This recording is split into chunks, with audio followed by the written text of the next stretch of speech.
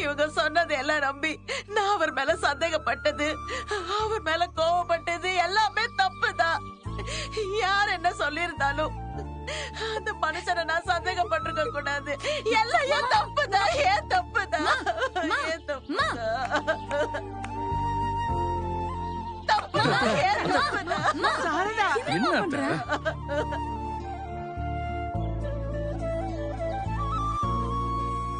நீ மட்டும் இல்லம்மா, அவங்க காமிச்ச போட்டோ, சொன்ன விஷயம் எல்லாத்தையும் வச்சு நாங்களும் அப்பாவை அப்படிதாம்மா நினைச்சோம்.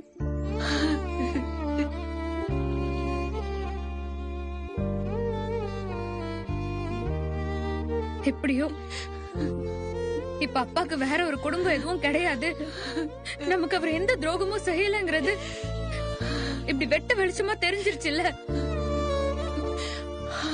இது போதுமா நமக்கு? விஜய், இவங்க என் அப்பாவோட செகண்ட் ஃபேமிலி இல்லனா இவங்க எல்லாம் எதுக்காக இங்க வரணும்? உண்மையிலேயே இவங்க எல்லாம் யாரு? அந்த பசுபதி சொல்லி பொய்யா இங்க நடிக்க வந்தவங்க தான் இவங்க. நடிக்க வந்தாங்களா? அடி பாவி, ஓ மேலயும் உன் பிள்ளைங்க மேலயும் பாவம் பார்த்து உனக்காக நான் என்னெல்லாம் செஞ்சேன். என் குடும்பம் அப்படி உனக்கு என்னடி துரோகம் பண்ணிச்சு? என் புருஷ பேரை கலகப்படுத்தி எங்களை இப்படி கஷ்டப்படுத்துறதுல அப்படி உனக்கு என்னடி சந்தோஷம்?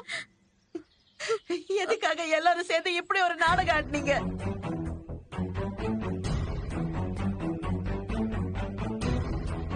உங்களுக்கு எல்லாம் மனசாட்சின்னு ஒண்ணு இருந்திருந்தா இப்படி எல்லாம் பண்ணிருப்பீங்களா? நீங்க இப்படி எல்லாம் நடிச்சு நாடகம் போட சொல்லி அந்த பசுபதி உங்களுக்கு எவ்வளவு பணம் கொடுத்தான்?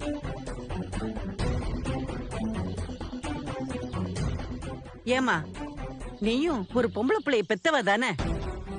இப்படி ஒரு பொய்ய சொல்லி இத்தனை பொம்பளை பிள்ளைங்கள இப்படி கஷ்டப்படுத்துறோமே. நம்ம பண்ற பாவத்துக்கு நாளைக்கு நம்ம பொண்ணோட வாழ்க்கை எப்படி இருக்கும்னு கொஞ்சமாவது யோசிச்சு பாத்தியா? அதெல்லாம் யோசிக்கிறவங்களா இருந்தா அவங்க ஏன் பாட்டி இதெல்லாம் பண்ணிருக்க போறாங்க? அன்னைக்கு கன்ஸ்ட்ரக்ஷன் சைட்டுக்கு வந்த அன்னைக்கு அங்க இருக்கிறவங்க சொன்னதை வச்சும் உன்னோட நடவடிக்கைய பார்த்தும் எனக்கு உன் மேல டவுட் வந்துச்சு.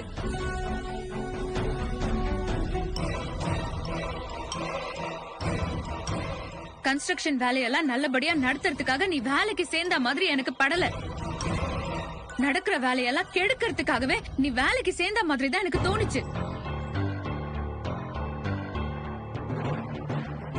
எங்க கன்ஸ்ட்ரக்ஷன் கம்பெனிய மொத்தமா இல்லாம பண்ணணும்ங்கறதா உன்னோட ஐடியாவா? அந்த பசுபதி அதத்தான் உன்கிட்ட சொன்னானா?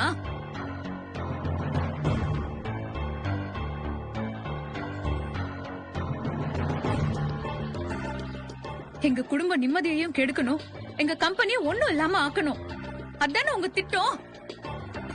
அதுக்காக தானே அந்த பசுபதி உங்களை இங்க அனுப்பி வச்சா?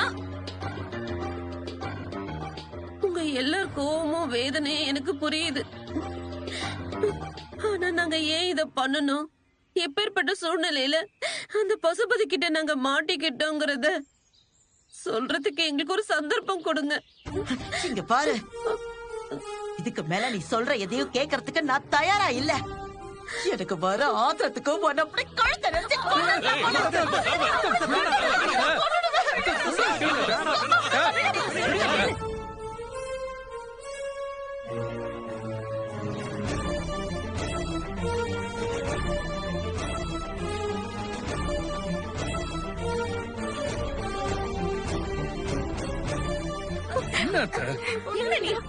ஏமா சாரதா, கோவத்துல நீ ஏதாச்சும் பண்ணி ஒண்ணு கிடக்க ஒண்ணு ஆச்சுன்னா அப்புறம் பிரச்சனை நமக்கு தானமா?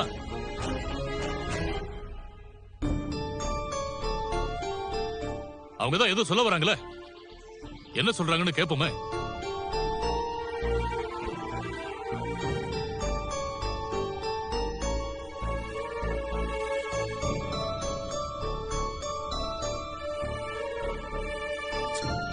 இப்படி அமைதியாவே நின்னுட்டு இருந்தா என்ன அர்த்தம்? ஏதோ சொல்ல வந்தீங்கல்ல, அது என்னன்னு சொல்லுங்க, எல்லாரும் கேக்குறோம். நீங்க எல்லாரும் நினைக்கிற மாதிரி நாங்க ஒன்னும் பணத்தாசைக்காக இப்படி போய் சொல்லி இங்க நடிக்க வரல. கொஞ்சம் வருஷத்துக்கு முன்னாடி என் குடும்ப செலவுக்காக பசுபதி கிட்ட இருந்து நான் ஒரு பெரிய தொகையை கடனை வாங்கிட்டேன். ஆனா நான் சொன்ன நேரத்துக்குள்ள என்னால அசல கொடுக்க முடியல, அதுக்கு வட்டியும் கட்ட முடியல. அப்பதான் பசுபதி நான் சொல்றது செஞ்சா நீங்க அந்த கடனை திருப்பி தர வேண்டாம்னு சொல்லி உங்க புருஷனோட 2வது குடும்பமா எங்களை நடிக்க சொன்னாரு.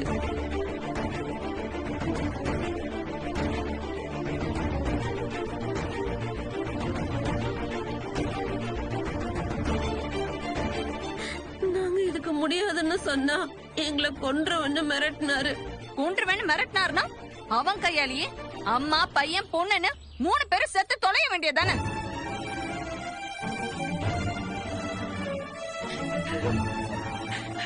அதை விட்டுட்டு சம்மந்தம் இல்லாம இங்க வந்து எங்க அப்பா பேரை ஏன் கெடுக்குறீங்க? இங்க பாருங்க, நாங்க மறுபடியும் சொல்றோம், உங்க குடும்பத்துக்கு அவ பேரு உண்டாக்கவோ உங்க எல்லாரையும் கஷ்டப்படுத்தணுங்கிற எண்ணம் எங்களுக்கு சுத்தமா இல்ல.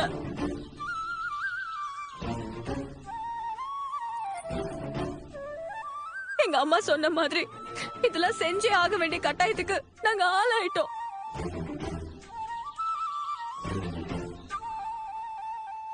ஆரம்பத்துல நாங்க இங்க வந்தப்போ நீங்க எல்லாரும் எங்க மேல கோவப்பட்டீங்க.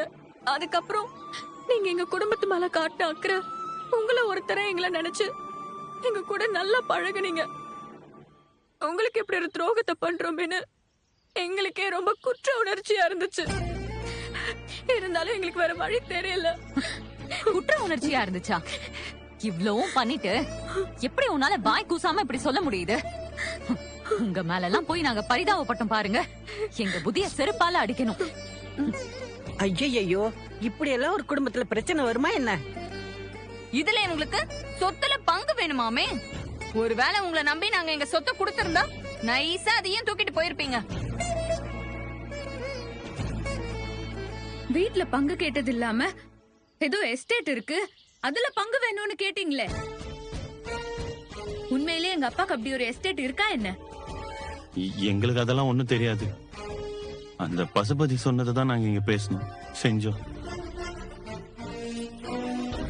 நான் கூட முதல்ல நம்ம கொடைக்கானல்ல இருந்து சென்னை வந்ததும், அப்புறம் அந்த வீட்ல இருந்து இங்க வந்ததும்